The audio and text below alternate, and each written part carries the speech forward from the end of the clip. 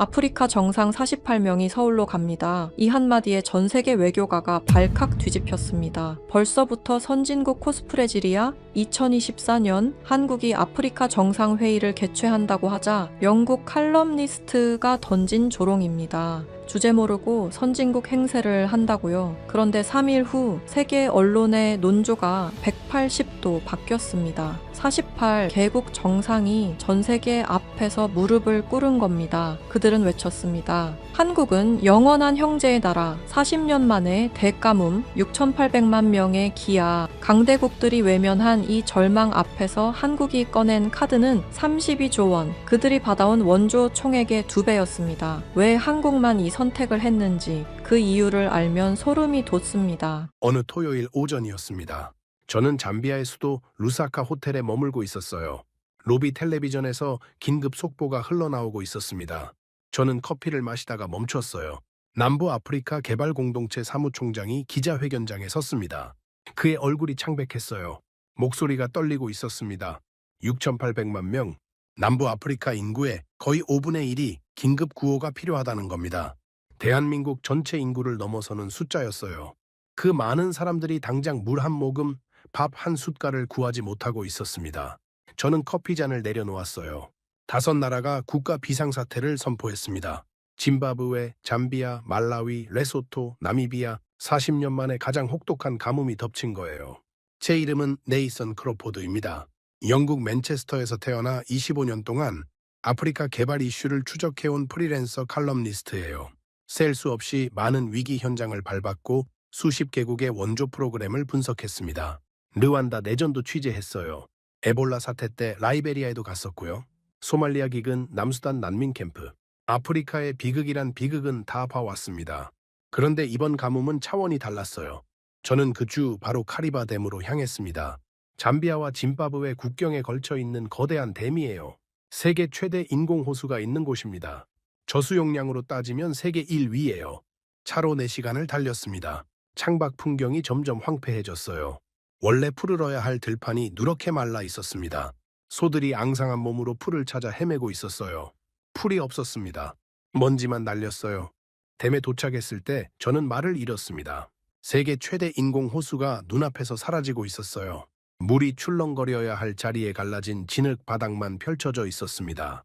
거북이 등껍질처럼 쩍쩍 갈라진 땅이 끝없이 이어졌어요. 댐 벽면에는 붉은 띠가 선명하게 남아 있었습니다. 예전 수위 흔적이죠. 물이 어디까지 찼었는지 보여주는 거예요. 지금은 그 아래 10m까지 맨바닥이 드러나 있었습니다. 저는 사진을 찍었어요. 믿기지 않았거든요. 런던에 있는 동료 그레이엄에게 바로 연락했습니다. 그레이엄, 카리바 댐 수위 자료 좀 찾아봐 줄래? 지금? 거기 있어? 응, 직접 보고 있어. 심각해. 잠시 후 그가 대답했습니다. 네이선 상황 안 좋아. 가용 저수량이 8%밖에 안 돼. 터빈 6개 중에 5개가 멈춰 있대. 8%. 이 숫자가 뜻하는 게 뭔지 아시나요? 카리바 댐은 수력 발전소예요. 물이 떨어지는 힘으로 터빈을 돌려서 전기를 만듭니다. 물이 없으면 전기도 없어요. 잠비아 전력의 83%가 이 댐에서 나옵니다. 댐이 서면 나라 전체가 서요. 그리고 정말로 섰습니다. 하루 21시간 암흑, 하루에 딱 3시간만 전기가 들어왔어요. 병원 장비가 꺼졌습니다. 수술 중에 정전이 되면 어떻게 될까요? 인큐베이터에 있는 신생아들은요? 냉동고가 녹았어요. 백신이 상했습니다. 식료품이 썩었어요. 공장 기계가 멈췄습니다. 노동자들이 일자리를 잃었어요. 에어컨이 꺼졌어요. 섭씨 40도가 넘는 더위 속에서 사람들이 쓰러져 갔습니다. 저는 루사카로 돌아와서 현지 인터뷰 영상을 찾아봤습니다. 잠비아의 한 주부가 카메라 앞에서 말했어요. 마트에서 장을 봤는데요. 집에 와서 열어보니까 다 상해 있더라고요. 냉장이 안 됐던 거예요. 마트 냉장고도 꺼져 있었고 집 냉장고도 꺼져 있었으니까요. 고기와 해산물이 부패하고 있었습니다. 다른 시민이 말했어요. 밤에 아무것도 안 보여요. 촛불로 버텨요. 아이들이 숙제를 못해요. 사업가가 말했어요. 공장을 돌릴 수가 없어요. 주문이 밀려 있는데 생산을 못해요. 직원들 월급을 못 주고 있어요. 나라 전체가 마비되고 있었습니다. 하지만 정전은 서막에 불과했어요. 본질은 물이었습니다. 엘니뇨가 남부 아프리카를 덮쳤어요. 태평양 해수 온도가 비정상적으로 올라가면서 전 세계 기후가 뒤틀린 겁니다. 남부 아프리카는 40년 관측 역사상 가장 메마른 계절을 맞았어요. 나사 위성이 촬영한 이미지를 봤습니다. 잠비아, 짐바브웨, 앙골라 남동부, 보츠와나 북부가 온통 누렇게 타들어가고 있었어요. 초록색이어야 할 땅이 갈색으로 변해 있었습니다. 농작물이 몰살당했습니다. 잠비아에서만 100만 헥타르의 옥수수 밭이 타버렸어요. 100만 헥타르가 얼마나 큰지 아세요? 서울 면적의 16배예요. 전체 경작지의 반이 사라진 겁니다. 짐바브웨는 더 참혹했습니다. 옥수수 수확량이 작년에 30%로 쪼그라들었어요. 70%가 날아간 거예요. 브래들리 가축 쪽은 어때? 워싱턴에 있는 또 다른 동료에게 물었습니다. 짐바브웨에서 소가 9천 마리 넘게 폐사했어. 140만 마리가 위독 상태고 9천 마리가 이미 쓰러졌고 140만 마리가 쓰러지기 직전이라고요. 목초지가 먼지로 변했어요. 물웅덩이가 증발했습니다. 소들이 물을 찾아 수십 킬로미터를 걸었어요. 그러다 쓰러졌습니다. 황계 국립공원에서는 코끼리 100여 마리가 굶어 죽었어요. 하마들은 바싹 마른 강바닥에 갇혀서 꼼짝을 못했습니다. 진흙 속에 반쯤 묻힌 채로 죽어가고 있었어요. 야생동물 사체가 곳곳에 널려 있었습니다. 인도주의적 대재앙이었습니다. 유엔 세계 식량 계획은 2,700만 명이 영양실조 상태라고 집계했어요. 유니세프는 27만 명의 아이들이 치명적인 급성 영양실조 직전이라고 경고했습니다. 급성 영양실조가 뭔지 아세요? 몸이 스스로를 먹기 시작하는 거예요. 근육이 빠지고 뼈가 드러나고 면역력이 사라집니다. 치료하지 않으면 죽어요. 27만 명의 아이들이 그 직전에 있었습니다. 그런데 세계는 뭘 하고 있었을까요? 유엔이 55억 달러 긴급 지원을 호소했습니다. 반응은 처참했어요. 짐바브웨 지원금은 11%만 들어왔습니다. 거의 아무도 돈을 안 낸 거예요. 말라위는 한 푼도 못 받았고요. 왜 이렇게 됐을까요? 세계가 다른 문제에 정신이 팔려 있었거든요. 미국은 대선에 매몰되어 있었습니다. 민주당 후보, 공화당 후보, 막장 드라마 같은 선거판. 아프리카 가뭄은 뉴스에 나오지도 않았어요. 유럽은 우크라이나 전쟁에 돈을 쏟아붓고 있었습니다. 무기 지원, 난민 수용, 에너지 위기 대응. 아프리카까지 신경 쓸 여력이 없었어요. 중국은요? 중국은 자국 경제 위기로 정신이 없었습니다. 부동산 버블이 터지고 청년 실업률이 치솟고 1대1로 프로젝트로 이미 아프리카를 빚더미에 앉혀놓은 상태였고요. 아프리카는 외면받았습니다. 저는 호텔방에 앉아서 천장을 바라봤어요. 솔직히 절망스러웠습니다. 이 규모의 위기를 감당할 수 있는 나라가 과연 있기는 한 걸까요? 누가 6,800만 명을 건질 수 있단 말입니까? 바로 그때였어요. 싱가포르에 있는 동료 리엔이 뜬금없는 소식을 전해줬습니다. 네이선 이거 알아? 아프리카 정상들이 서울로 간대. 서울? 한국말이야? 응. 무려 25명이나. 저는 멈칫했습니다. 한국이라고요? 70년 전만 해도 지구상에서 가장 가난한 나라 중 하나였잖아요. 미국이 보내준 밀가루로 겨우 연명하던 그 나라가 아프리카를 구하겠다고요? 솔직하게 말씀드릴게요. 저는 피식 웃었습니다. 25년 내공에서 나온 오만이었을 거예요. 한국, 삼성 스마트폰이나 잘 만드는 나라 아닌가? 아프리카 물 위기를 해결할 역량이 있을 리 없다고 단정지었습니다. 그때는 제가 얼마나 틀렸는지 몰랐어요. 서울이요? 저는 리엔의 말을 다시 한번 되물었습니다. 그러니까 아프리카 정상들이 한국으로 간다고? 응, 48개국이야. 정상급만 25명이래. 48개국이라니요? 아프리카 연합 회원국이 55개인데 거의 대부분이 참석한다는 뜻이에요. 저는 의아했습니다. 왜 한국일까요? 아프리카 문제에 관심 있는 강대국은 많습니다. 미국, 중국, 프랑스, 영국, 이 나라들은 오랫동안 아프리카에 투자해왔어요. 그런데 왜 굳이 한국으로 가는 걸까요? 리엔이 덧붙였어요. 북아프리카 국가들도 다 간대.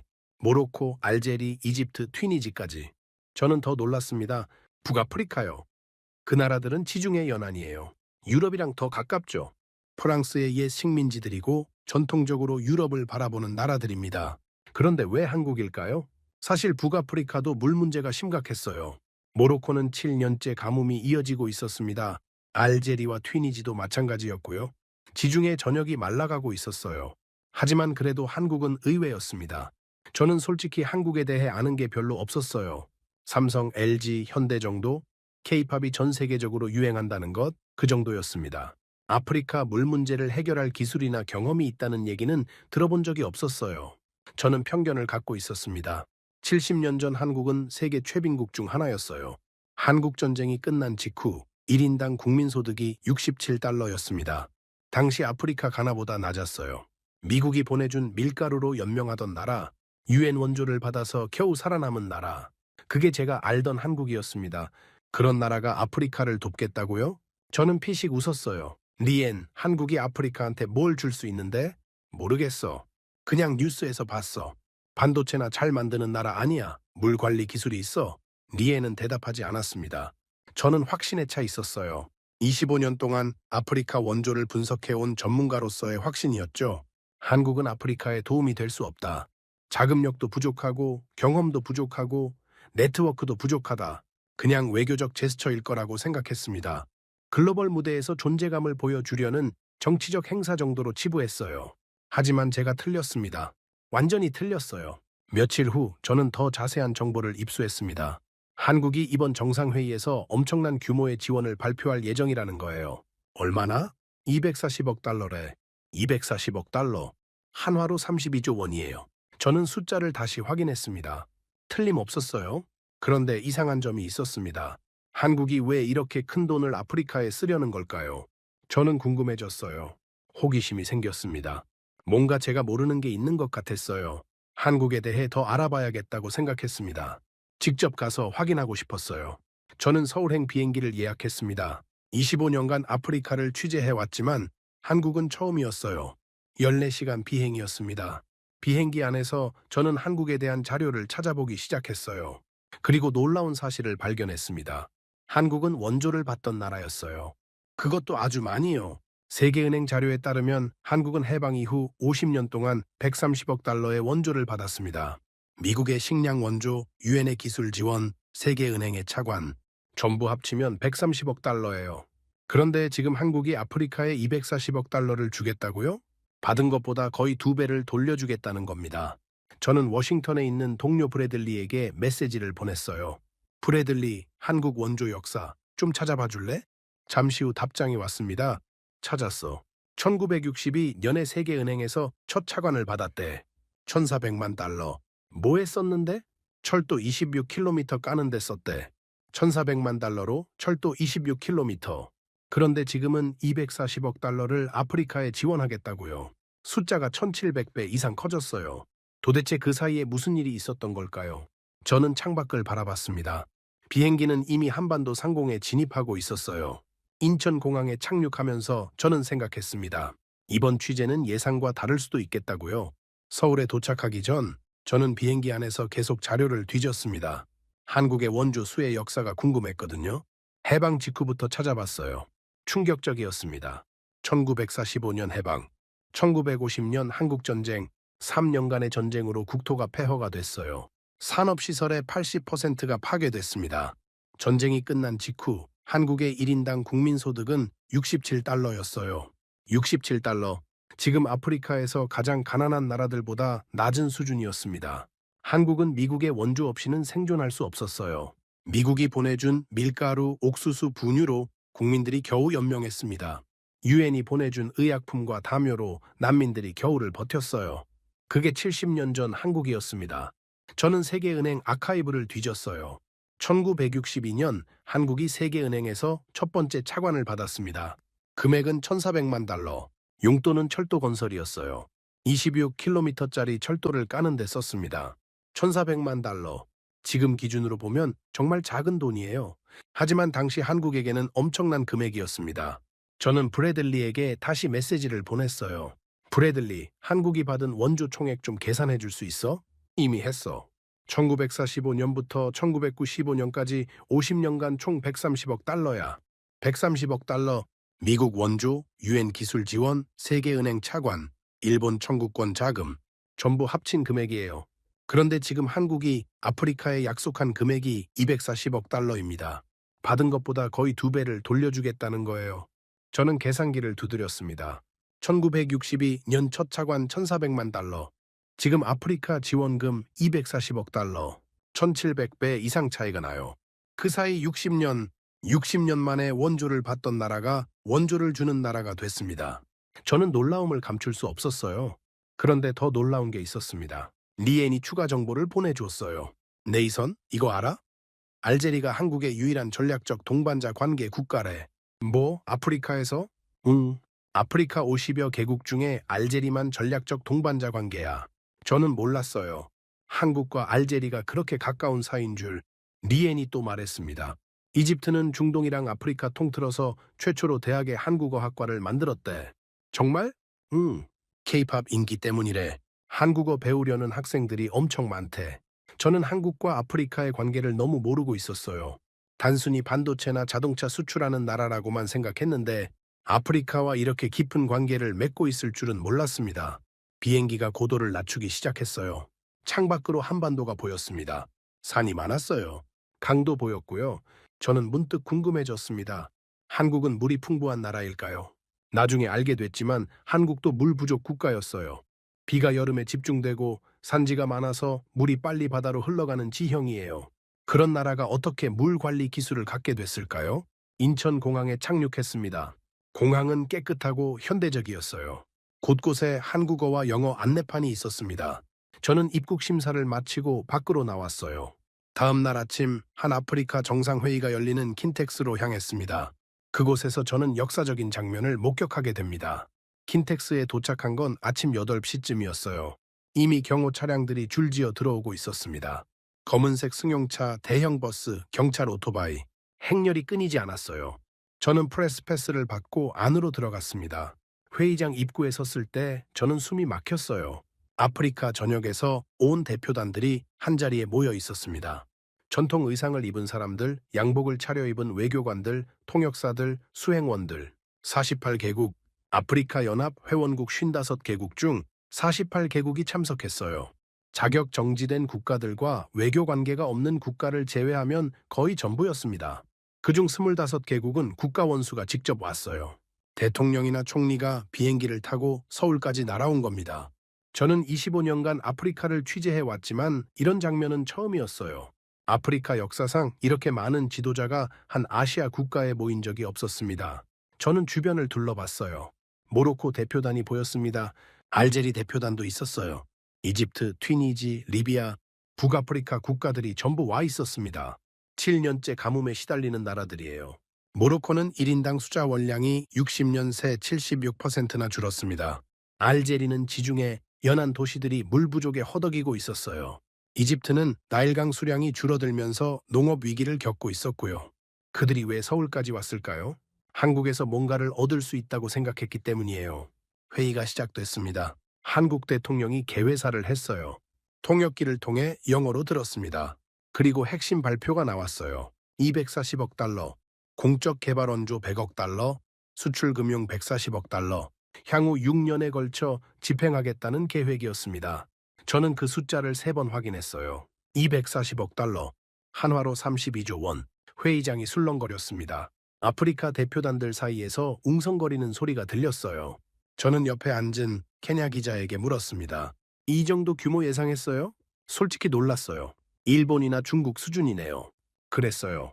일본이 아프리카에 약속한 금액이 300억 달러였는데 일본 GDP는 한국의 3배예요. 경제 규모 대비로 보면 한국의 지원이 더 큰 셈이었습니다. 하지만 저는 아직 반신반의했어요. 돈만 가지고는 아프리카 문제를 해결할 수 없거든요. 중국이 좋은 예입니다. 중국은 지난 20년간 아프리카에 1,000억 달러 이상을 쏟아부었어요. 하지만 결과는요, 빚더미예요. 아프리카 여러 나라가 중국의 빚을 갚지 못해서 허덕이고 있습니다. 돈보다 중요한 게 있어요. 어떻게 쓰느냐, 그리고 어떤 기술을 전수하느냐. 저는 공동선언문을 자세히 읽었습니다. 제칠 죄 눈이 갔어요. 인프라 협력 조항이었습니다. 도로, 철도, 교량, 항만, 공항, 댐, 전력, 해수 담수화, 물관리 시스템. 물관리 시스템. 저는 그 단어에 밑줄을 그었어요. 한국이 정말 물관리 기술이 있는 걸까요? 아프리카의 물 문제를 해결할 수 있는 걸까요? 회의가 끝난 후 저는 킨텍스 밖으로 나왔습니다. 하늘이 맑았어요. 서울의 공기는 생각보다 깨끗했습니다. 저는 다음 일정을 확인했어요. 내일 아프리카 정상 몇 명이 한국의 물관리 시설을 방문한다고 했습니다. 화성시에 있는 K-워터 정수시설이래요. 저도 따라가기로 했어요. 한국의 물관리 기술을 직접 확인하고 싶었거든요. 솔직히 기대는 안 했습니다. 아프리카의 물 문제는 규모가 다르니까요. 수천 킬로미터에 걸친 강이 마르고 수백만 헥타르의 농경지가 갈라지고 수천만 명이 목마름에 시달리는 대륙이에요. 한국의 작은 정수시설이 무슨 의미가 있겠어요? 하지만 25년간 쌓아온 제 편견이 다음 날 완전히 무너지게 됩니다. 화성시로 가기 전날 밤, 저는 호텔 방에서 아프리카 물 위기의 규모를 다시 한번 정리해 봤습니다. 숫자로 보면 더 명확하거든요. 노트북을 펴고 자료를 정리했어요. 그레이엄과 브래들리가 보내준 데이터, UN 보고서, 현지 언론 기사, 전부 모았습니다. 먼저 남부 아프리카, 카리바 댐, 제가 직접 다녀온 곳이에요. 세계 최대 인공 호수가 있는 곳입니다. 숫자를 다시 확인했어요.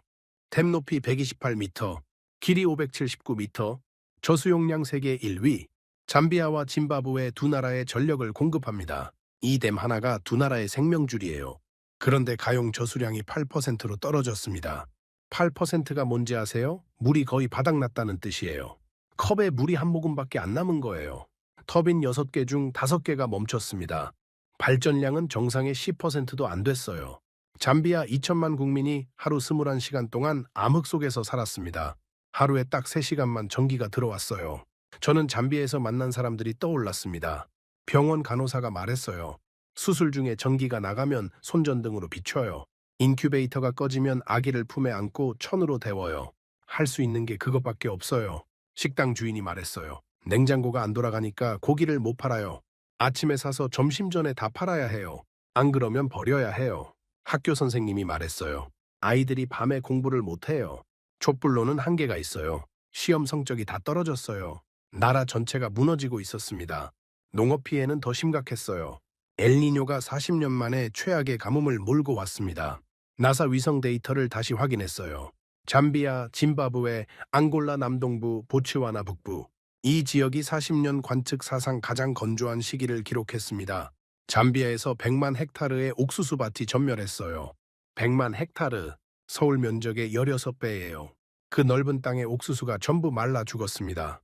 짐바브웨는 옥수수 생산량이 70%나 줄었어요. 작년에 100kg 수확했다면 올해는 30kg밖에 못 거둔 거예요. 옥수수가 왜 중요하냐고요? 남부 아프리카 사람들의 주식이에요. 옥수수 가루로 만든 죽이 맺기 식사예요. 옥수수가 없으면 굶는 거예요. 가격이 2배로 뛰었습니다. 가난한 사람들은 살 수가 없었어요. 가축도 죽어나갔습니다. 브래들리가 보내준 자료를 다시 봤어요. 짐바브웨에서 소 9천 마리가 폐사했습니다. 그리고 140만 마리가 위험 상태였어요. 소가 왜 중요하냐고요? 아프리카 농촌에서 소는 전 재산이에요. 농사 짓는 데 쓰고 우유 짜서 먹고 필요하면 팔아서 돈 만들어요. 소가 죽으면 가족이 망해요. 목초지가 먼지로 변했습니다. 풀이 다 말랐어요. 물웅덩이가 증발했고요. 소들이 물을 찾아 수십 킬로미터를 걸었어요. 걷다가 쓰러졌습니다. 일어나지 못했어요. 황계 국립공원 소식은 더 충격적이었어요. 코끼리 100여 마리가 굶어 죽었습니다. 코끼리는 하루에 물을 150리터 이상 마셔요. 물이 없으면 못 살아요. 하마들은 바싹 마른 강바닥에 갇혀 있었어요. 원래 물속에서 사는 동물인데 물이 없으니까 진흙 속에 반쯤 묻힌 채로 죽어가고 있었습니다. 악어들도 죽었어요. 물고기도 죽었고요. 강 전체가 죽어가고 있었습니다. 인도주의적 대재앙이었어요. UN 세계 식량 계획이 집계한 숫자를 다시 확인했습니다. 2,700만 명이 영양실조 상태, 2,700만 명이에요. 대한민국 인구의 절반이 넘는 사람들이 제대로 못 먹고 있었어요. 유니세프는 27만 명의 아이들이 치명적인 급성 영양실조 직전이라고 경고했습니다. 급성 영양실조에 걸린 아이들 사진을 본 적 있어요. 뼈만 앙상하게 남은 몸, 축 늘어진 피부, 힘없이 감긴 눈. 27만 명의 아이들이 그렇게 되기 직전이었습니다. 그런데 남부 아프리카만 문제가 아니었어요. 북아프리카도 심각했습니다. 모로코, 지중해 연안의 아름다운 나라. 관광객들이 마라케시와 카사블랑카를 찾는 곳. 그 나라가 7년째 비가 오지 않고 있었어요. 저는 모로코 관련 자료를 찾아봤습니다. 숫자가 충격적이었어요. 1인당 수자원량이 60년 전에는 2,560세제곱미터였어요. 그런데 최근에는 606세제곱미터로 줄었습니다. 76%가 사라진 거예요. 60년 만에 물이 4분의 3이나 줄었습니다. 세계은행은 이대로 가면 모로코가 완전한 물 부족 상태에 빠질 거라고 경고했어요. 완전한 물 부족이란 1인당 500세제곱미터 이하를 말합니다. 모로코는 그 경계선 바로 위에 서 있었어요. 조금만 더 나빠지면 추락해요. 농업이 무너지고 있었습니다. 밀 생산량이 40%나 줄었어요. 모로코 사람들 주식이 빵인데 밀이 없으면 빵을 못 만들어요. 정부가 밀을 수입해야 했습니다. 돈이 엄청나게 들었어요. 농촌 실업자들이 도시로 밀려들었습니다. 농사를 지을 수 없으니까 일자리를 찾아 떠난 거예요. 카사블랑케는 700만 명이 살아요. 그 대도시에서 급수 제한이 시작됐습니다. 수도꼭지를 틀어도 물이 안 나오는 시간이 생긴 거예요. 700만 명이 사는 도시에서요. 알제리도 마찬가지였습니다. 튀니지도요. 리비아도요. 지중해 연안 전체가 말라가고 있었어요. 유럽연합 공동연구센터 보고서를 찾아봤습니다. 북아프리카와 지중해 연안이 6년 이상 지속된 가뭄에 시달리고 있다고 했어요. 기온이 섭씨 48도까지 올라간 곳도 있었습니다. 48도요? 사람이 살 수 있는 온도가 아니에요. 남쪽에서는 40년 만에 최악의 가뭄, 북쪽에서는 6년 이상 지속된 장기 가뭄, 아프리카 대륙 전체가 목마르고 있었습니다. 저는 노트북을 덮고 창밖을 바라봤어요. 서울의 밤은 평화로웠습니다. 거리에 불이 켜져 있었고 차들이 달리고 있었어요. 사람들이 웃으면서 걸어가고 있었습니다. 이 사람들은 모르겠죠? 지금 이 순간 아프리카에서 6,800만 명이 물과 식량을 구하지 못해 죽어가고 있다는 걸. 유엔이 55억 달러를 긴급 호소했어요. 반응은 처참했습니다. 짐바브웨 지원금은 11%만 충족됐어요. 거의 아무도 돈을 안 낸 거예요. 말라위는 한 푼도 못 받았고요. 세계는 아프리카를 외면했습니다. 저는 솔직히 절망스러웠어요. 내일 화성시에 갑니다. 한국의 물관리 시설을 본다고요? 솔직히 회의적이었어요. 아프리카의 물 문제는 규모가 다릅니다. 수천 킬로미터에 걸친 강이 마르고 있어요. 수백만 헥타르의 농경지가 갈라지고 있어요. 수천만 명이 목마름에 시달리고 있어요. 한국의 작은 정수시설이 무슨 의미가 있겠어요? 저는 한숨을 쉬며 잠자리에 들었습니다. 내일이면 알게 되겠죠? 한국이 정말 아프리카를 도울 수 있는지. 다음 날 아침 저는 화성시로 향했습니다. K-워터 인공지능 정수시설을 방문하는 일정이었어요. 아프리카 정상 3명이 함께 간다고 했습니다. 버스 안에서 저는 창밖을 바라봤어요. 서울을 벗어나자 농과 밭이 펼쳐졌습니다. 산도 보였고요. 한국은 생각보다 푸르렀어요. 저는 생각에 잠겼습니다. 솔직히 기대하지 않았어요. 왜냐고요? 저는 25년 동안 수많은 원조 프로젝트를 봐왔거든요. 패턴이 있어요.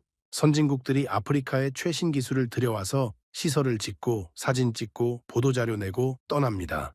그리고 몇 년 후에 다시 가보면요. 그 시설들이 고철덩어리가 되어 있어요. 콩고 민주공화국에서 본 정수시설이 떠올랐습니다. 유럽 원조로 지어진 최신 시설이었어요. 중홍식 때는 정치인들이 몰려와서 리본 커팅을 하고 언론이 대서특필했죠. 3년 후에 제가 다시 갔을 때 그 시설은 녹슬어 있었어요. 펌프가 고장 났는데 부품을 구할 수 없었대요. 기술자가 떠나고 나서 아무도 운영할 줄 몰랐고요. 전기가 끊기면 그냥 멈추는 시스템이었습니다. 마을 주민들은 다시 오염된 강물을 마시고 있었어요. 이런 실패를 저는 수없이 봐왔습니다. 에티오피아에서도 말라위에서도 모잠비크에서도 비슷한 일이 반복됐어요. 왜 그럴까요? 첫째, 전문 인력이 부족해요. 최신 시설을 운영할 기술자가 현지에 없습니다. 외국 기술자들이 떠나면 끝이에요. 둘째, 유지보수가 안 돼요. 부품이 고장나면 교체할 수가 없어요. 유럽에서 부품을 주문하면 몇 달이 걸리고 비용도 엄청나요. 셋째, 전력이 불안정해요. 아프리카 대부분 지역은 정전이 일상이에요. 정전이 잦으면 장비가 망가집니다. 특히 전자장비는요. 넷째, 기후가 달라요. 유럽에서 설계된 장비가 아프리카의 더위와 먼지를 견디지 못해요. 저는 이런 문제들을 너무 잘 알았습니다. 그래서 한국의 정수시설도 비슷할 거라고 생각했어요. 선진국 기준으로 만든 고급 시설. 한국에서는 잘 돌아가겠지만 아프리카 현실과는 동떨어진 전시용 기술. 버스가 화성시에 도착했습니다. K-워터 시설은 생각보다 작았어요. 거대한 공장을 예상했는데 깔끔한 2층짜리 건물이 전부였습니다. 주변에 잔디밭이 있었고 태양광 패널이 지붕에 설치되어 있었어요. 저는 프레스패스를 확인받고 안으로 들어갔습니다. 로비에서 기다리는데 밖에서 차량 소리가 들렸어요. 오전 9시 45분쯤 검은색 승용차 3대가 들어왔습니다. 경호원들이 먼저 내렸어요. 그리고 대통령들이 내렸습니다. 중앙아프리카 공화국 대통령, 마다가스카르 대통령, 모리셔스 대통령, 세 나라 모두 물 문제가 심각한 곳이에요. 중앙아프리카 공화국은 내전으로 인프라가 파괴됐어요. 수도 방기에서도 깨끗한 물을 구하기 어렵습니다. 마다가스카르는 남부 지역이 만성적인 가뭄에 시달려요. 수십만 명이 물 부족으로 고통받고 있죠. 모리셔스는 섬나라라서 담수 확보가 늘 과제예요. 대통령들의 표정이 진지했습니다. 관광 온 게 아니라는 걸 알 수 있었어요. 뭔가를 배우러 온 사람들의 눈빛이었습니다. 저는 기자단 뒤쪽에 서서 지켜봤어요. K-워터 직원이 시설을 안내하기 시작했습니다. 통역사가 영어와 프랑스어로 동시에 통역했어요. 이 시스템은 인공지능이 수지를 실시간으로 분석합니다. 저는 귀를 기울였어요. 탁도, pH, 잔류 염소, 유기물 농도, 이 모든 지표를 인공지능이 24시간 모니터링합니다. 대통령들이 고개를 끄덕였어요. 화면에 그래프가 떠 있었습니다. 실시간으로 수치가 바뀌고 있었어요. 뭔가 이상이 생기면 즉시 알람이 울린다고 했습니다. 그런데 중요한 건 이겁니다. 직원이 강조했어요. 이 시스템은 전문 인력이 부족한 지역에서도 운영 가능합니다. 저는 움찔했어요. 그게 핵심이었거든요. 제가 우려했던 바로 그 문제요. 직원이 설명을 이어갔습니다. 인공지능이 자동으로 약품 투입량을 조절합니다. 물이 탁하면 응집제를 더 넣고 맑으면 줄이고 사람이 판단할 필요가 없어요. 저는 메모했어요. 이상 징후를 감지하면 중앙관제센터로 알람을 보냅니다. 서울에 있는 전문가가 원격으로 진단하고 조치할 수 있어요. 현장에 고급 기술자가 상주하지 않아도 됩니다. 이건 중요한 차이였어요. 기존 원조 프로젝트들은 현지에 기술자가 있어야만 돌아갔거든요. 기술자가 떠나면 시설이 멈췄어요. 하지만 이 시스템은 달랐습니다. 원격으로 관리할 수 있어요. 인력 비용은 30% 절감됩니다. 전력 효율은 15% 향상됩니다. 숫자가 구체적이었어요. 대통령들이 질문하기 시작했습니다. 마다가스카르 대통령이 먼저 물었어요. 정전이 잦은 지역에서도 작동합니까? 저는 이 질문이 나올 줄 알았어요. 아프리카 현실을 아는 사람이라면 당연히 물어볼 질문이거든요. 직원이 대답했습니다. 예, 태양광 패널과 배터리 시스템을 함께 설치할 수 있습니다. 직원이 밖을 가리켰어요. 지붕에 설치된 태양광 패널이 보였습니다. 저 패널과 배터리를 조합하면 정전에도 48시간 이상 가동 가능합니다. 아프리카 일조량이 한국보다 훨씬 좋으니까 더 오래 갈 수도 있어요. 대통령이 다시 물었어요. 부품이 고장나면 어떻게 합니까? 이것도 핵심 질문이었어요. 제가 봤던 실패 사례 대부분이 부품 문제였거든요. 현지에서 생산 가능한 부품 위주로 설계했습니다. 특수 부품 비율을 최소화했어요. 직원이 패널 하나를 열어서 보여줬습니다. 핵심 부품은 모듈화되어 있어요. 고장나면 통째로 교체하면 됩니다. 복잡한 수리가 필요 없어요. 교체 부품은 어떻게 구합니까? 원격 진단으로 어떤 부품이 문제인지 파악하고 필요하면 항공 운송합니다. 긴급 부품은 48시간 내에 도착할 수 있어요. 대답이 막힘이 없었어요. 저는 점점 인상 깊어지고 있었습니다. 이 사람들은 아프리카 현실을 알고 있었어요. 전력 불안정, 인력 부족, 부품 조달 문제, 기후 차이. 제가 우려했던 모든 것을 이미 고려하고 있었습니다. 모리셔스 대통령이 질문했어요. 해수 담수화 기술도 있습니까? 예, 저희가 보유한 역삼투막 기술은 세계 최고 수준입니다. 바닷물을 민물로 바꾸는 효율이 가장 높아요. 비용은요? 기존 담수화 시설 대비 에너지 비용을 20% 이상 줄일 수 있습니다. 섬나라인 모리셔스에게는 중요한 정보였을 거예요. 견학이 계속됐습니다. 정수 과정을 직접 볼 수 있었어요. 탁한 원수가 들어와서 맑은 정수가 되어 나가는 과정. 각 단계마다 센서가 있었고 데이터가 실시간으로 화면에 표시됐습니다. 중앙아프리카 공화국 대통령이 화면을 한참 들여다봤어요. 이 데이터를 우리나라에서도 볼 수 있습니까? 예, 인터넷만 연결되면 어디서든 볼 수 있습니다.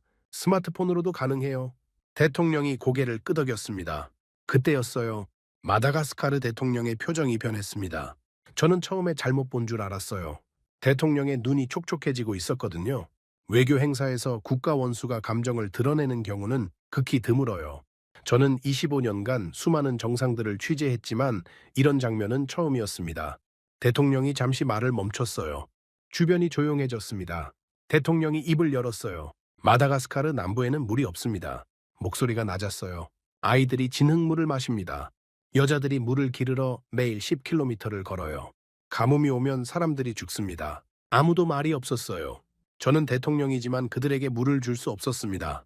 돈이 없어서요. 기술이 없어서요. 대통령이 정수시설을 바라봤어요. 그런데 여기서 가능성을 봤습니다. 저는 숨을 멈췄어요. 이 기술을 마다가스카르에 가져올 수 있습니까? 직원이 대답했습니다. 물론입니다. 현지 상황에 맞게 조정할 수 있습니다. 대통령이 다시 물었어요. 정수시설만 가능합니까? 댐, 해수담수화, 수도관, 광역상수도 시스템, 물 관리 전 분야의 기술이 있습니다. 대통령이 잠시 침묵했어요. 그리고 이렇게 말했습니다. 정수시설, 댐, 해수담수화, 수도관, 마다가스카르에 이 모든 걸 지어주십시오. 저는 가슴이 뭉클했어요. 이건 외교적 수사가 아니었습니다. 자국민을 살리고 싶은 지도자의 간절한 요청이었어요. 대통령이 본 건 기술이 아니었습니다. 가능성을 본 거예요. 물이 없어서 죽어가는 자국민들을 살릴 수 있는 가능성, 진흙물 대신 깨끗한 물을 줄 수 있는 가능성, 10km를 걷는 여자들의 짐을 덜어줄 수 있는 가능성, 그 가능성을 한국에서 본 거예요. 견학이 끝났습니다. 대통령들이 떠난 후 저는 한참 동안 그 자리에 서 있었어요. 나중에 알게 됐는데 모로코 정부도 한국 기업에 해수담수와 협력을 요청하고 있었어요. LG화학이 모로코 인광석 공사에 역삼투막 1만 8천 장을 공급하는 계약을 맺었다고 합니다. 역삼투막이 뭐냐고요? 바닷물에서 소금을 걸러내는 핵심 부품이에요. 이게 없으면 해수담수화가 안 됩니다. 모로코는 해수담수화 용량을 향후 수년 내에 10배로 늘릴 계획이에요. 현재 1억 4천만 세제곱미터에서 14억 세제곱미터로요. 7년 가뭄에 시달리는 모로코가 한국 기술에 희망을 걸고 있는 거예요. 저는 시설을 나오면서 생각했습니다. 제 생각이 완전히 바뀌고 있었어요. 저는 25년간 이런 장면을 본 적이 없었습니다. 아프리카 대통령이 아시아 국가의 물 기술을 눈물을 글썽이며 요청하는 장면. 뭔가 달랐어요. 한국은 뭔가 달랐습니다. 화성시에서 돌아오는 길에 저는 계속 생각했어요. 한국은 어떻게 저런 기술을 갖게 됐을까? 저는 K-워터 담당자에게 들은 말이 머릿속에서 떠나지 않았습니다.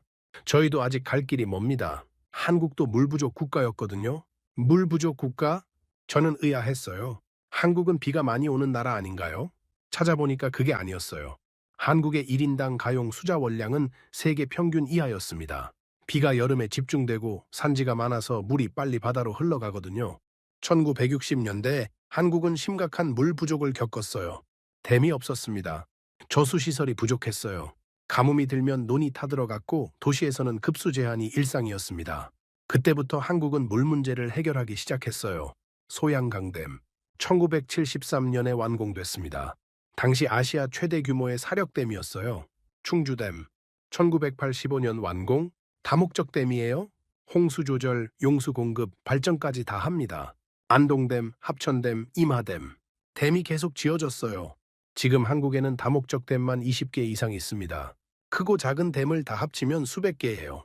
그리고 광역상수도 시스템을 구축했어요. 댐에서 물을 끌어다가 전국 곳곳에 공급하는 시스템이에요. 수천 킬로미터의 수도관이 깔렸습니다. 브래들리에게 메시지를 보냈어요. 브래들리, 한국 물관리 역사 좀 더 찾아봐 줄래? 이미 찾아봤어. 놀라운 게 있어. 뭔데? 서울 누수율이 3%라 해. 3%? 응. 런던은 20%가 넘어. 저는 깜짝 놀랐어요. 누수율이 뭐냐면 정수장에서 내보낸 물 중에 중간에 새서 사라지는 비율이에요. 런던은 20% 이상이 새요. 파리도 비슷해요. 선진국들도 누수율 잡기가 어렵거든요. 그런데 서울은 3%. 어떻게 이게 가능할까요? 60년간 축적된 경험 덕분이에요. 댐 건설, 상수도 관리, 누수 탐지, 수질 관리. 60년 동안 시행착오를 겪으면서 노하우를 쌓았습니다. 그리고 이제 그 기술을 아프리카에 전수하려는 거예요. 실제로 한국은 이미 아프리카에서 프로젝트를 진행하고 있었습니다. 모잠비크에서 국가수자원 관리 마스터 플랜을 수립했어요. 모로코에서는 세부강 홍수 예방 계획을 세웠고요. 그리고 보츠와나, 저는 이 소식을 듣고 놀랐어요. 얼마 전 한국이 보츠와나와 물관리 계약을 맺었습니다. 규모는 227억 원. 한국 물관리 기술이 아프리카에 수출된 첫 번째 사례였어요. 7년간의 준비 끝에 첫 수출이 이루어진 겁니다. K-워터 담당자의 말이 떠올랐어요. 7년 동안 조용히 준비했던 거예요. 저는 한국을 오해하고 있었습니다. 반도체나 잘 만드는 나라라고 생각했어요. K-팝이나 유행하는 나라라고 생각했고요. 하지만 한국은 60년간 물 문제와 싸워온 나라였습니다. 자기들도 물 부족을 겪었어요. 댐을 짓고 수도관을 깔고 누수를 잡으면서 문제를 해결해 왔습니다. 그 경험이 지금 아프리카로 가고 있었어요. 저는 생각했습니다. 한국은 조용히 하지만 체계적으로 아프리카에 진출하고 있었구나. 하지만 한 가지 우려가 있었어요. 중국이에요. 중국은 이미 아프리카에 수천억 달러를 투자했습니다. 도로, 철도, 항만댐, 중국 돈과 기술로 지어진 인프라가 아프리카 곳곳에 있어요. 한국이 중국과 경쟁할 수 있을까요? 자금력에서는 불가능해요. 그런데 뭔가 다른 게 있었습니다. 한국이 아프리카에 약속한 240억 달러. 저는 이 숫자를 더 자세히 분석해 봤어요. 구성은 이랬습니다. 공적 개발 원조 100억 달러. 이건 돌려받지 않는 돈이에요. 무상 원조와 양허성 차관이 포함됩니다. 수출 금융 140억 달러. 이건 한국 기업들이 아프리카에서 사업할 때 지원하는 금융이에요. 합쳐서 240억 달러, 향후 6년에 걸쳐 집행한다고 했습니다. 연평균 40억 달러, 한화로 5조 원이 넘어요. 다른 나라와 비교해 봤습니다. 일본이 아프리카에 약속한 금액은 300억 달러예요. 3년간요. 그런데 일본 GDP는 한국의 3배입니다. 경제 규모 대비로 보면 한국의 지원이 결코 작지 않아요. 정상회의 이틀 만에 구체적인 양자 협정도 체결됐습니다. 케냐와 4억 8,500만 달러, 우간다와 5억 달러, 탄자니아와 25억 달러, 5년간이에요. 에티오피아와 10억 달러, 4년 아니고요. 숫자가 구체적이었어요. 말만 하는 게 아니었습니다. 그런데 제가 진짜 주목한 건 조건이었어요. 한국의 양호성 차관 조건을 찾아봤습니다. 이자율 0.01%에서 2%, 상환기간 최대 40년, 거치기간 최대 15년. 이게 뭔 뜻이냐면요. 거의 공짜로 빌려준다는 거예요. 비교해 볼게요. 중국 차관 조건은 이자율 2% 이상, 상환기간 20년 이하가 대부분이에요. 한국이 훨씬 좋은 조건을 제시하는 거예요. 왜 이게 중요할까요? 아프리카 여러 나라가 중국 빚 때문에 허덕이고 있거든요. 잠비아는 몇 년 전 채무불이행을 선언했어요. 빚을 갚을 수 없다고 손든 거예요. 짐바브웨는 135억 달러 빚더미에 앉아 있습니다. 스리랑카는 한반도타 항구를 중국에 99년간 임대해야 했어요. 빚을 못 갚아서요. 이런 상황에서 한국의 좋은 조건은 큰 차이를 만들어요. 그리고 더 중요한 게 있었습니다. 아프리카 개발은행 총재가 이렇게 말했어요. 한국은 가난하고 원조에 의존하던 나라에서 세계 최대 공여국 중 하나가 됐다. 저는 이 말에 밑줄을 그었습니다. 원조에 의존하던 나라에서 원조를 주는 나라로, 이게 얼마나 대단한 일인지 아세요? 저는 OECD 보고서를 찾아봤습니다. 보고서에 이런 문장이 있었어요. 한국은 원조 수혜국에서 공여국으로 전환한 유일한 사례다. 유일한 사례. 저는 브래들리에게 확인했어요. 브래들리, 한국 말고 원조 받다가 원조 주는 나라 된 케이스 있어? 찾아봤는데 없어. 역사적으로 유일해. 역사적으로 유일하다고요? 1960년대 후반부터 한국은 경제 성장을 시작했고 2010년에 OECD 개발원조위원회에 가입했습니다. 개발원조위원회가 뭐냐면 선진국들이 모여서 개발도상국 원조를 조율하는 기구예요. 한국이 가입하기 전까지 원조를 받던 나라가 이 위원회에 가입한 적은 단 한 번도 없었습니다. 한국이 최초였어요. 숫자를 다시 정리해 볼게요. 1945년부터 1995년까지 50년간 한국이 받은 원조 총액은 130억 달러. 지금 한국이 아프리카에 약속한 금액은 240억 달러. 받은 것보다 거의 2배를 돌려주겠다는 겁니다. 저는 이 사실에 깊은 인상을 받았어요. 세계 역사상 이런 나라가 또 있습니까? 폐허에서 시작해서 60년 만에 원조 대국이 된 나라. 그런데 저는 여전히 한 가지 걱정이 있었습니다. 중국이에요. 중국은 가만히 있을까요?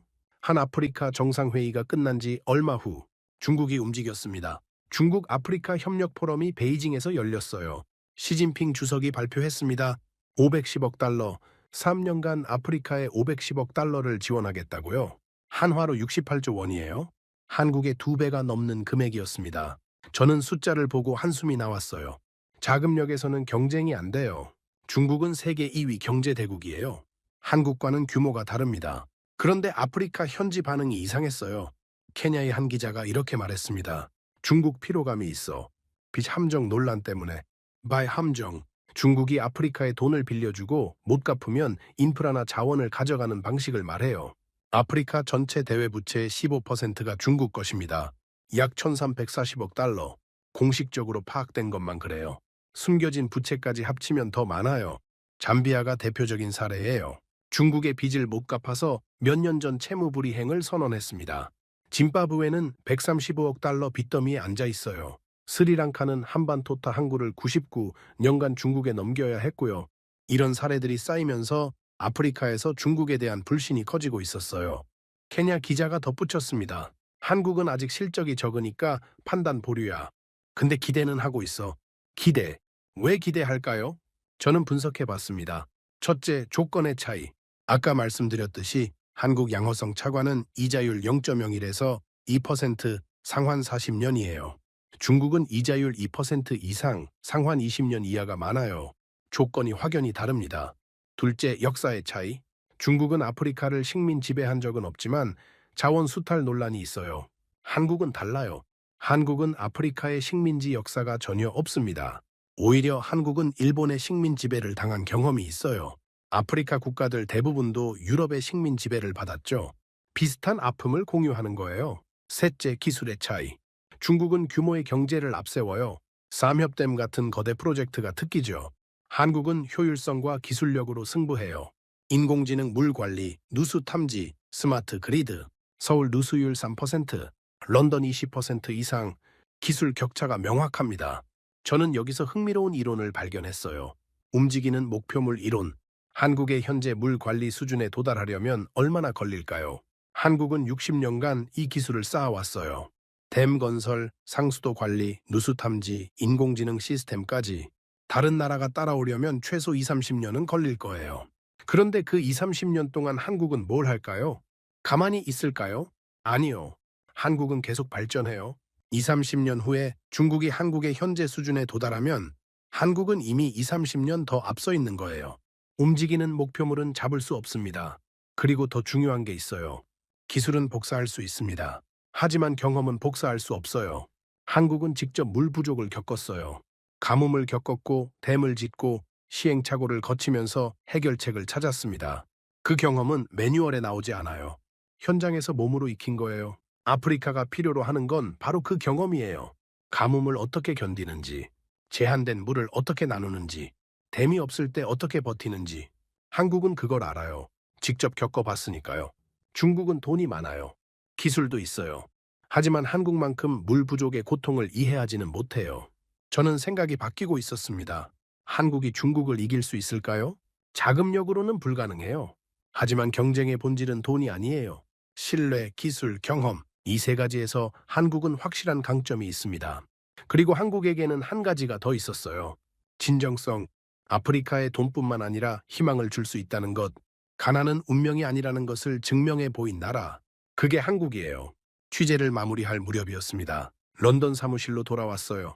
창밖으로 템스강이 보였습니다. 거리에는 여전히 사람들이 분주하게 오가고 있었어요. 저는 따뜻한 차를 한 잔 내리고 책상 앞에 앉았어요. 노트북을 열었습니다. 지난 몇 개월간 작성한 기사들이 폴더에 정리되어 있었어요. 잠비아 루사카에서 긴급 속보를 접한 게 몇 개월 전이에요. 그날 이후 제 인생이 바뀌었습니다. 6,800만 명의 위기, 5개국 국가 비상사태, 40년 만에 최악의 가뭄, 카리바댐에 갈라진 바닥, 죽어가는 코끼리들, 진흙물을 마시는 아이들. 저는 그 참혹한 현장을 직접 봤어요. 그리고 한국을 만났습니다. 48개국 정상회의, 240억 달러 지원 약속, 화성시 정수시설에서 눈물 흘린 마다가스카르 대통령. 저는 후속 뉴스를 확인했어요. 보츠와나 물관리 계약이 순조롭게 진행되고 있었습니다. 한국 기술자들이 현지에 파견됐어요. 첫 삽을 뜨는 사진이 뉴스에 실렸습니다. 마다가스카르와 구체적인 협력 논의가 시작됐어요. 남부지역 급수시설 건설 계획이 수립되고 있었습니다. 모로코 해수담수화 프로젝트에 한국 기술이 본격적으로 투입되고 있었어요. LG화학의 역삼투막이 카사블랑카 담수화 플랜트에 설치되고 있었습니다. 에티오피아와 10억 달러 협력이 구체화되고 있었어요. 케냐 수도 시설 현대화 프로젝트가 착수됐습니다. 약속이 실행으로 이어지고 있었어요. 저는 기사를 읽으면서 고개를 끄덕였습니다. 말만 하는 게 아니었어요. 진짜로 움직이고 있었습니다. 저는 리엔에게 연락했어요. 리엔, 한국의 아프리카 진출 어떻게 생각해? 글쎄, 아직은 지켜봐야지. 시작 단계니까 성공할 것 같아? 리엔이 잠시 생각하더니 대답했어요. 한 가지는 분명해. 진심으로 보여. 다른 나라들이랑 달라. 진심. 저도 그렇게 느꼈습니다. 중국은 돈을 빌려주고 이자를 받아요. 갚지 못하면 인프라를 가져가고요. 일본은 돈을 주지만 조건이 있어요. 일본 기업을 써야 하고 일본 방식을 따라야 해요. 미국은 돈을 주면서 민주주의와 인권을 요구해요. 정치적 조건이 따라붙습니다. 한국은 달랐어요. 조건이 거의 없었습니다. 이자율은 거의 제로에 가깝고 상환 기간은 40년. 현지 상황에 맞게 기술을 조정해 줬어요. 왜 그럴까요? 한국은 알거든요. 원조만으로는 안 된다는 걸. 한국도 원조를 받았어요. 미국 밀가루, 유엔 의약품, 세계은행 차관. 50년 동안 130억 달러를 받았습니다. 하지만 원조만으로 선진국이 된 게 아니에요. 스스로 기술을 익히고 공장을 짓고 수출을 하고 경제를 성장시켰어요. 밤새 일하고 허리띠 졸라매고 자식들 교육시키고 한 세대가 희생해서 다음 세대를 일으켜 세웠습니다. 한국은 그 과정을 겪었어요. 그래서 아프리카에 뭐가 필요한지 알아요. 돈만 주면 안 돼요. 기술을 가르쳐야 해요. 시설만 지으면 안 돼요. 운영할 수 있게 해줘야 해요. 단기 지원만 하면 안 돼요. 장기적으로 스스로 설 수 있게 도와줘야 해요. 한국이 아프리카에 하려는 게 바로 그거예요. 저는 제 편견을 인정해야 했습니다. 몇 개월 전 저는 한국을 비웃었어요.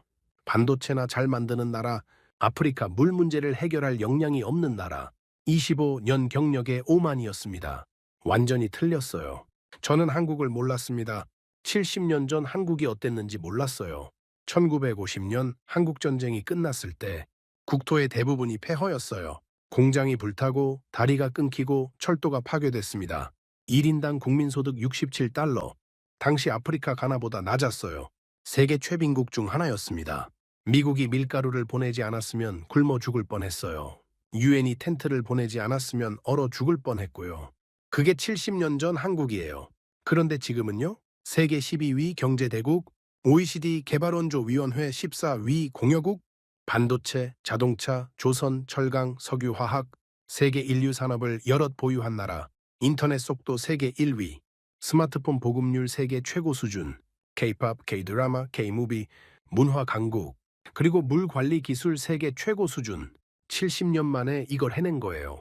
세계 역사상 이런 나라가 또 있습니까? 저는 역사책을 뒤져봤어요.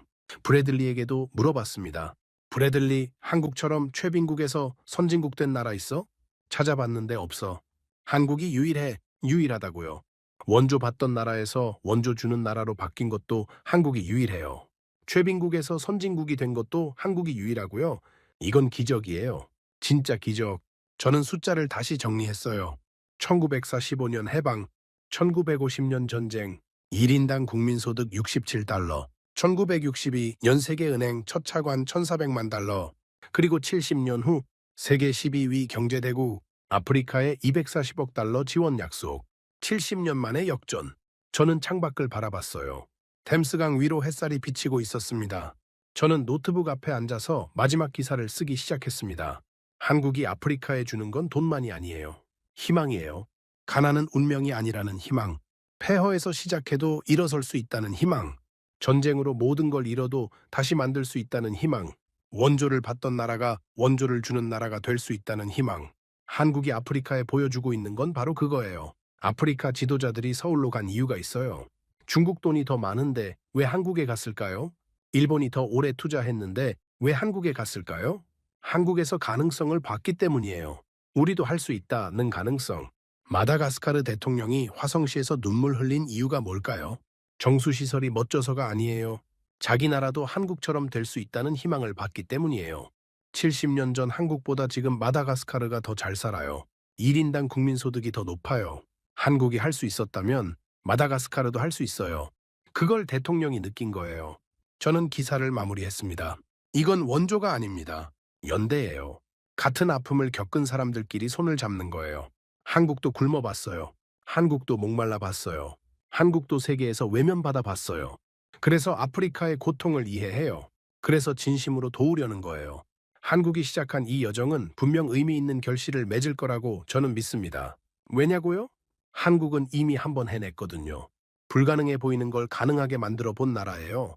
아프리카도 할 수 있어요. 한국이 그랬던 것처럼 창밖으로 햇살이 들어오고 있었어요. 저는 마지막 문장을 적었습니다.